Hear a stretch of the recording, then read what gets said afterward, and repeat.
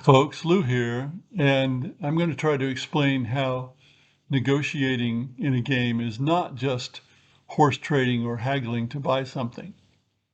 It's not a matter of going up or down on a price until you meet in the middle or don't agree at all. Now, this came to mind when I recently bought a new car, the 10th car I've owned in my life, which is a pretty low number for somebody my age, but I tend to buy cars and then keep them a long time. And I had to haggle over the price. It's not something I enjoy, but I guess it's fairly straightforward. Typically in games, there's not a single metric that everything depends on, that you can rely on, as you can in the case of the cost of something. There's a lot more involved. For example, you can have deception via action or deception via negotiation. And within deception via negotiation, there are a lot of ways to do it. A book like Stratagemata by an ancient Roman might have something to say about this. On the other hand, there are games like Cash and Guns, where the major objective is not to be noticed.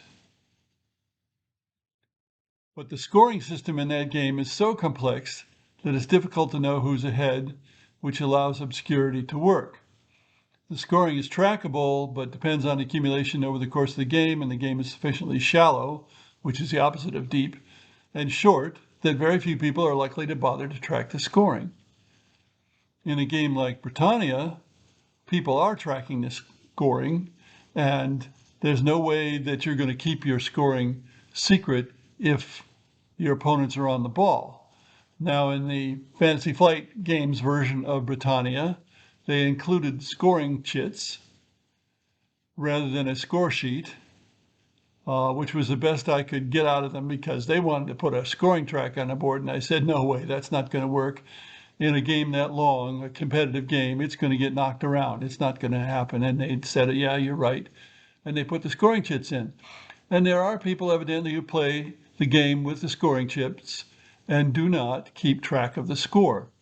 But anybody who's used to keeping track of the score with a score sheet is going to do that in the game. And of course, some people could do it in their head.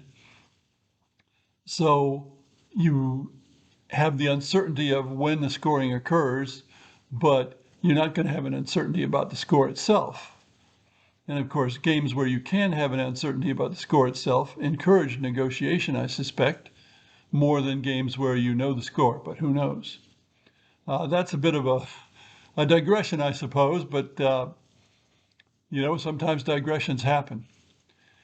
Anyway, again, it's not just about horse trading, although in a game that's a point game, maybe you could horse trade in the sense of, well, if you give me 5 points over here, I'll take 5 points over there or 7 points over there, and we'll be even. But that's about as close as it's going to come in a war game or many games to horse trading. Thanks for listening.